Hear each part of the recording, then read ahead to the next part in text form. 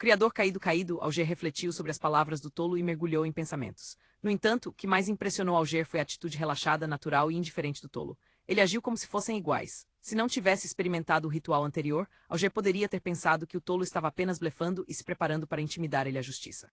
Mas agora ele achava que mesmo que o tolo fosse inferior ao verdadeiro criador, estava pelo menos próximo desse nível. É perigoso. Também é uma oportunidade, Alger murmurou baixinho. Ele então falou com um sorriso. SR. Tolo, sua descrição é a mais apropriada.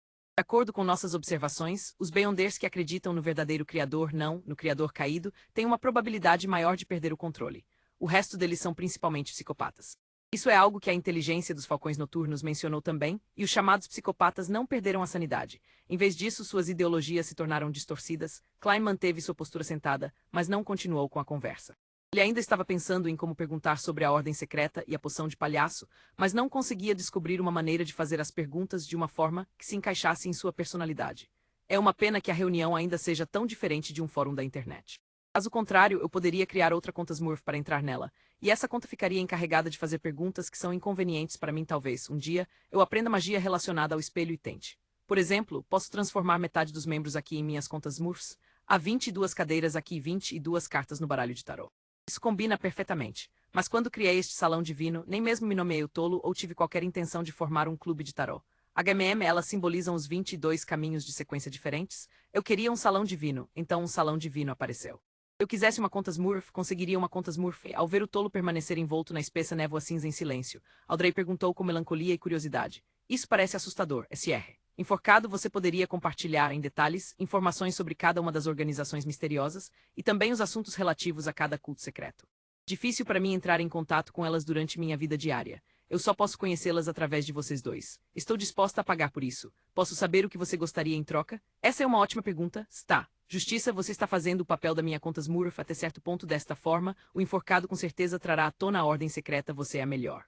A mente de Klein agitou-se ao ouvir isso, mas ele não deixou transparecer suas emoções em sua expressão ou em seus movimentos. Alger pensou por um momento antes de dizer, preciso de dinheiro, 1000 libras. Seria melhor se não fossem notas marcadas por um número de série, ou talvez pedras preciosas que acabaram de ser desenterradas.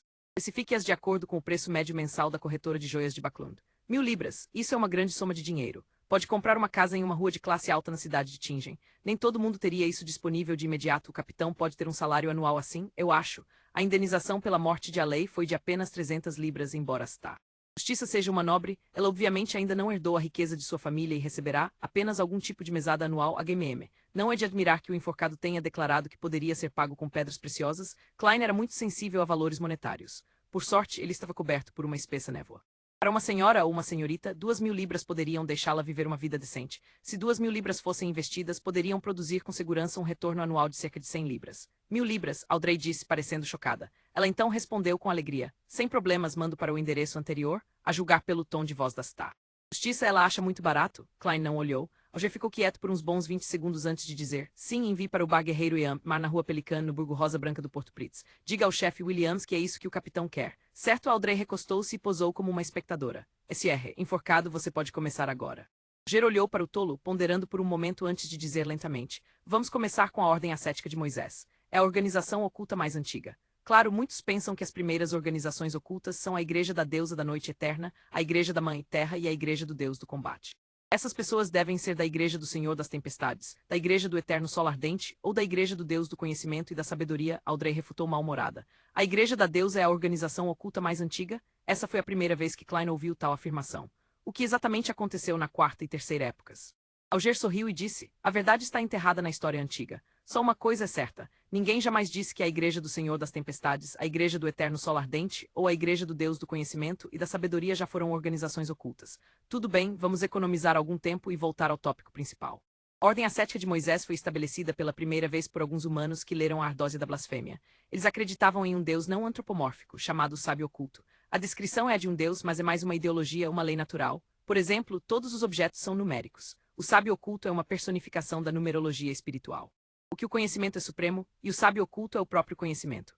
Portanto, a Ordem Ascética de Moisés original era uma organização muito respeitável e mantinha um bom relacionamento com as outras grandes igrejas. Os membros da organização levavam vidas ascéticas para resistir à perda de controle e resolver os efeitos remanescentes da poção. Eles guardavam os segredos de sua ordem e defendiam seus preceitos morais e religiosos com rigor. Eles acreditavam que os humanos reencarnavam continuamente após a morte. A sequência 9 que eles possuíam é chamada de Espreitador de Mistérios. A palavra feiticeiro também foi espalhada por essa organização. Dre ouviu a descrição do enforcado com atenção e perguntou de repente: "Você disse que a Ordem Ascética de Moisés costumava ser uma organização respeitável. Ela não é mais?" Alger acenou com a cabeça. "Sim, ela caiu na corrupção e agora é uma organização maligna." "Por quê? Acho suas crenças muito boas e normais." Audrey expressou sua confusão. Essa era a confusão de Klein também. Informação que ele conseguiu em seu certificado de segurança não forneceu o motivo da queda da Ordem Ascética de Moisés. Alger olhou para o tolo insondável e concordou concisamente. "Não tenho certeza do verdadeiro motivo. Pode ser porque foi enterrado pela história." No entanto, ouvi uma explicação aterrorizante. Nessa história, a principal razão pela qual a Ordem Ascética de Moisés caiu em corrupção foi porque o Deus em que seus membros acreditavam, o sábio oculto, ganhou vida.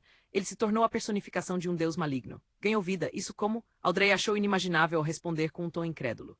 Sem perceber, ela tinha saído de seu estado de espectadora. Como uma história de terror, mas o fantasma é mesmo um deus, o coração de Klein também se agitou com uma onda de emoções. "Sinto muito, ninguém sabe a resposta." Alger originalmente queria dizer de forma casual, talvez o SR. Tolo saiba, mas conteve o impulso. Ele já tinha oscilado à beira do perigo uma vez. O livro das Tempestades 5:7 havia um ditado que Alger lembrava claramente, que era: "Não teste Deus." Audrey se acalmou e não pressionou por mais respostas. Ela gesticulou para que ele continuasse. Klein manteve sua postura sentada e seu silêncio, validando as descrições do enforcado com seu próprio entendimento. Por fim, ele percebeu que havia 4 pontos que precisava observar. Primeiro, a seita demoníaca também era conhecida como a família demoníaca na Quarta Época. Naquela época, ela tinha poucos membros e suas crenças eram transmitidas por suas linhagens. Além disso, seus membros matavam os pais de seus filhos e abandonavam os meninos. Portanto, todos os membros eram mulheres. Claro, isso era tudo da descrição de Alger, e não havia como verificar isso no momento. Segundo, o episcopado luminoso que acreditava na morte e a escola de pensamento rosa, que gostava de cerimônias sangrentas de adoração sacrificial, se originaram no continente sul. Depois da chegada da era colonial, essas organizações quase desapareceram sob os ataques das 7 igrejas. Mas como tal, elas começaram a se espalhar para o continente norte. Terceiro, os atuais alquimistas da psicologia eram semelhantes à ordem ascética de Moisés anterior. Seus membros acreditavam em uma existência não antropomórfica e que o espírito humano poderia mudar tudo. Quarto, a ordem secreta tinha o nível de atividade mais baixo entre todas as outras organizações ocultas. Assim, era a mais desconhecida. Cada vez que aparecia, parecia estar procurando por algo. O que seus membros estão procurando? Klein subitamente lembrou-se da página do diário que tinha lido antes. O líder da ordem secreta, Zaratul, cooperou com Roselle. Seu objetivo era conseguir algo deixado para trás pela família Antigonus. A aparição deles naquele momento era para procurar o caderno perdido. O caderno da família Antigonus? Klein estreitou ligeiramente os olhos e sentiu que parecia ter encontrado o principal motivo das ações da ordem secreta.